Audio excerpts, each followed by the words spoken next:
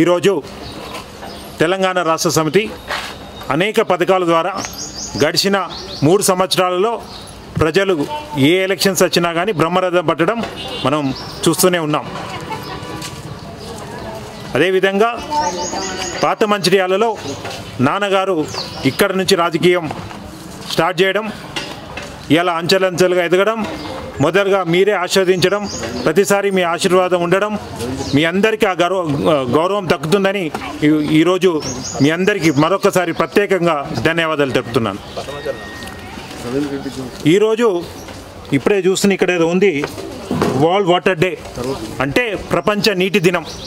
ప్రపంచాన్ని రోజు నీటి దినం అంటే నీళ్లు వేస్ట్ చేయొద్దు, నీళ్లు వేస్ట్ చేయొద్దనే కాదు, నీళ్ళని కాపాడుకోవాలని మన ముఖ్యమంత్రి గారు పుట్టిగా వృధాగా పోతున్న నీళ్లు, సముద్రంలో గడుస్తున్న నీళ్లను పెద్ద పెద్ద ప్రాజెక్టులు కట్టి ఆ నీటిని వ్యవసాయానికి, తాగునీటికి ఉపయోగించడం జరుగుతుంది.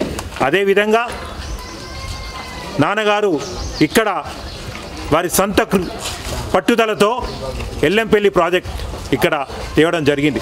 ముందు తిరుపతి గారు చెప్పినట్టు, రాజయ్య గారు చెప్పినట్టు ప్రతి ఇంట ప్రతి గడప కేవలం ఒకటే ఒక గులాబీ రంగే ఉండాలి, టీఆర్ఎస్ పార్టీయే ఉండాలి. 100% పాత మంచిర్యాల ఊరిలో తెలంగాణ రాష్ట్ర సమితి మాత్రమే ఉండాలే విధంగా మనం రాబోయే రోజుల్లో ఈ విధంగా మనం కష్టపడాలి. ఈ విధంగా మనందరం ఐకమత్యంతో ఉండాలని కోరుకుంటూ ఈ అవకాశం ఇచ్చిన మీ అందరికీ ప్రతి ఒక్కరికి ధన్యవాదాలు.